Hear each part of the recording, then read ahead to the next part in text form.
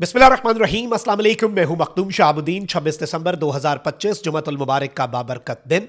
नाज़रीन इकराम, पाकिस्तान की जो इंटरनल पॉलिटिक्स है उससे कोई कितना ही मायूस क्यों ना हो जाए, लेकिन कुछ मामलात ऐसे होते हैं जिन पर खामोश नहीं रहा जा सकता।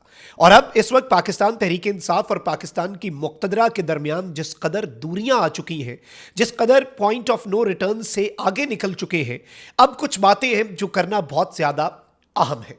सबसे पहले तो एक बड़ी डेवलपमेंट हुई है। इस्लामाबाद ने एक इंतहाई कदम उठाया है फील्ड मार्शल को कत्ल की धमकी के हवाले से। और इस तनाजुर में, इस एक खबर के तनाजुर में कुछ बातें हैं जो करना बहुत ज़रूरी है। और इस पूरे सिनेरियो में दो तीन चीज़ें हैं जिन्हें तमाम तर पाकिस्तानियों को समझना होगा। मैं सारी डिटेल्स आपके सामने रखता हूं और मेरी आपसे दरख्वास्त होगी कि अगर आप एग्री करते हैं या डिसएग्री करते हैं, दोनों सूरतों में आपने अपनी राय का इजहार जो है वो कमेंट सेक्शन में ज़रूर करना है। क्योंकि मैं डे वन से, देखिए, हर बंदे की अपनी आइडियोलॉजी होती है, हर बंदे का अपना मौक़िफ़ होता है।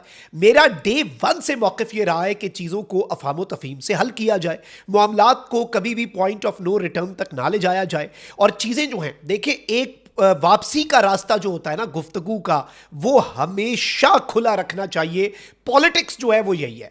अब अच्छी बात यह है, positive development in the past few hours ये हुई है कि जुनेद अकबर और सुहेल आफरीदी जो हैं, जो कि इस वक्त रूए रवां हैं पाकिस्तान तहरीक इंसाफ की स्ट्रीट मूवमेंट के भी, जो कि होनी है, पाकिस्तान तहरीक इंसाफ ने कहा है, तो उन्होंने भी इस सब के अंदर इसी तर्ज पर स्टेटमेंट्स दिए। और जाहिर बात है कि ताली दोनों हाथों से बजती है, दूसरी साइड को भी रेसिप्रोकेट करना होगा। एक तो प्राइम मिनिस्टर ने जो मुज़ाकरात की दावत दी उसका पीटीआई जवाब नहीं दे रही, तहरीक तहफ़्फ़ुज़ आईन पाकिस्तान दे रही है। लेकिन आपको भी ये मालूम है और मुझे भी ये मालूम है कि असल स्टेक होल्डर जो है वो पाकिस्तान तहरीक इंसाफ और पाकिस्तान की इस्टेब्लिशमेंट है। इसके दरमियान में जो मौजूदा हुकूमत है, नून लीग है, पीपल्स पार्टी है, वो इस जंग में दर हकीकत इर्रेलेवेंट है।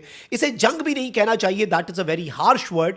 इस तनाज़े में या इस डिसएग्रीमेंट में इन दो स्टेक होल्डर्स के दरमियान वो बेसिकली इर्रेलेवेंट है। इन वन वे और another they might be a beneficiary of it. इसका फ़ायदा उन्हें हो रहा होगा डायरेक्टली इनडायरेक्टली, लेकिन वो इसमें स्टेक होल्डर नहीं है। अल्टीमेटली जो बात है वो स्टेक होल्डर्स के दरमियान ही होती है। अब जो लेटेस्ट हैपनिंग है नाज़रीन इकराम, जिससे स्पॉयलर्स जो हैं, जो मामलात को खराब कर सकते हैं और जो चाहते हैं कि मामलात खराब हो, उन्हें बेसिकली ऐसी डेवलपमेंट से फायदा होता है। पीटीआई यूके का अकाउंट है जी, और उसने एक प्रोटेस्ट की वीडियो शेयर कर दी। और वो प्रोटेस्ट जो है वो बरतानिया के अंदर ही हो रहा था।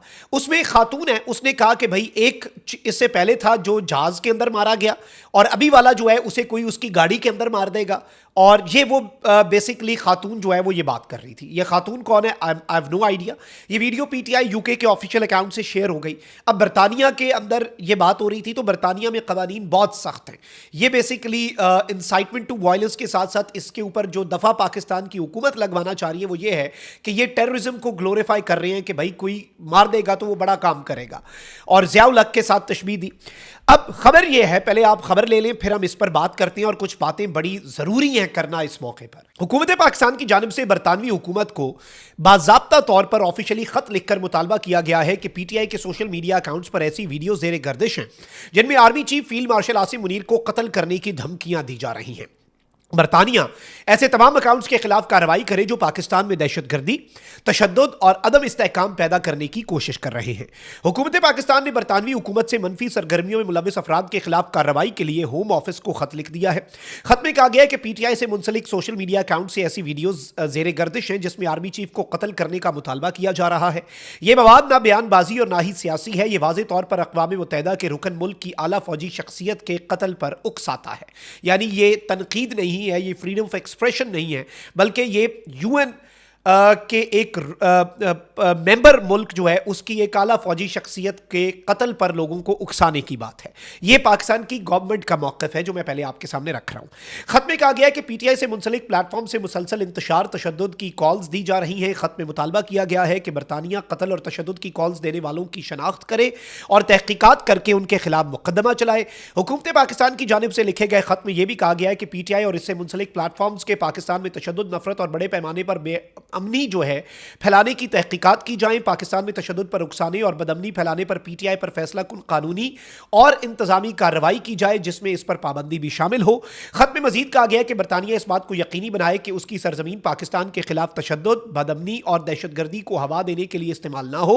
यह मामला बरतानिया की इंसदाद दहशतगर्दी, बैनुल-अक़वामी क़वानीन और जिम्मेदार रियासती तर्ज अमल के लिए अज़म का इम्तिहान भी है, यानी this is now a test for the UK, ये पाकिस्तान की गवर्नमेंट ने कहा है। इस खत में कहा गया कि बरतानिया की खामोशी को गैर जानिबदारी नहीं समझा जाएगा और इसके बाहमी एतमाद और ताउन पर संगीन असरात मुरतब होंगे। यानी पाकिस्तान की गवर्नमेंट ने बड़ा सख्त खत लिखा है और इसमें एक तरह की वार्निंग भी है कि भाई आप खामोश रहे तो हम ये नहीं समझेंगे आप न्यूट्रल हैं, हम समझेंगे आप साइड्स ले रहे हैं और दोनों मुल्कों के दरमियान ट्रस्ट डेफिसिट होगा और जो दोनों मुल्कों के दरमियान कॉपरेशन है उस पर एडवर्स इफेक्ट्स होंगे। पाकिस्तान ने कहा है कि भाई फिर दोनों मुल्कों के ताल्लुकात वैसे नहीं रहेंगे। पाकिस्तान बरतानिया के साथ अपने ताल्लुकात को बहुत अहमियत देता है और तवक्को है कि इस मामले से फौरी तौर पर निपटा जाएगा। अब नाज़रीन इकराम, ये जो स्टेटमेंट्स हैं, बल्कि बहुत से लोग ऐसे हैं जो कि इस तरह की स्टेटमेंट्स या फिर इवन मामलात को हवा देने की कोशिश करते हैं। A majority of those people जो कि डायरेक्टली इस पूरे पाकिस्तान तहरीक इंसाफ के खिलाफ क्रैकडाउन के अफेक्टीज अब नहीं रहे, वो क्योंकि बाहर बैठे, वो अपनी तर्ज पर चीज़ों को लेकर चल रहे हैं। जो मुल्क के अंदर मौजूद दस्तयाब लीडरशिप है जो कि फील्ड में मौजूद है, वो चीज़ों को और तरीके से अगर लेकर चलना चाहते हैं। इवन नाउ जुनेद अकबर और सुहेल अफरीदी ने बड़ी रीजनेबल बातें की हैं।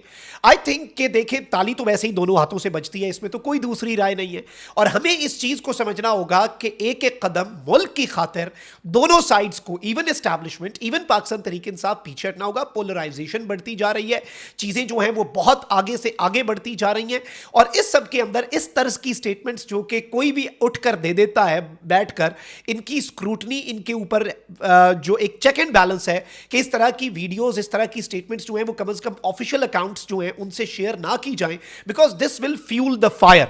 और ये जो लोग हैं ये स्पॉयलर्स को मौका देते हैं। बीच में एक स्पॉयलर्स का भी पूरा ग्रुप है ना, जो नहीं चाहता कि दोनों साइड्स की आपस में बात हो।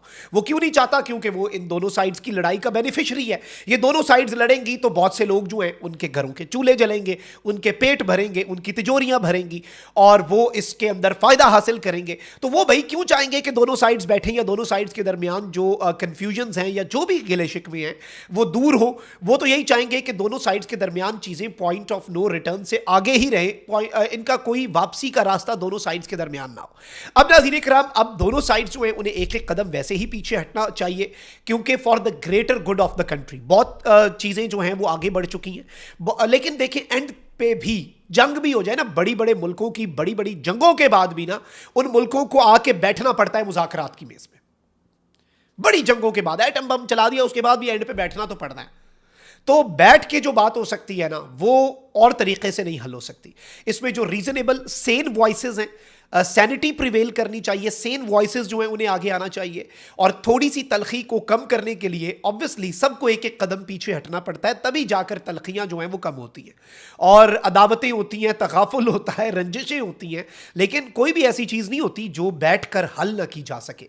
अभी भी आई थिंक बैठकर हल करने की बहुत ज़रूरत है और ये जो एक आज का ख़त है पाकिस्तान की गवर्नमेंट की तरफ से, आई थिंक इसमें टोन बहुत पाकिस्तान ने एक डिसाइसिव टोन रखी है और ये भी एक अहम तरीन चीज़ है नाज़रीन इकराम जो कि हमारे जहन में थी। कमेंट सेक्शन में राय का इजहार जरूर करें। अपना बहुत ख्याल रखिए। अल्लाह निगहबान। पाकिस्तान जिंदाबाद।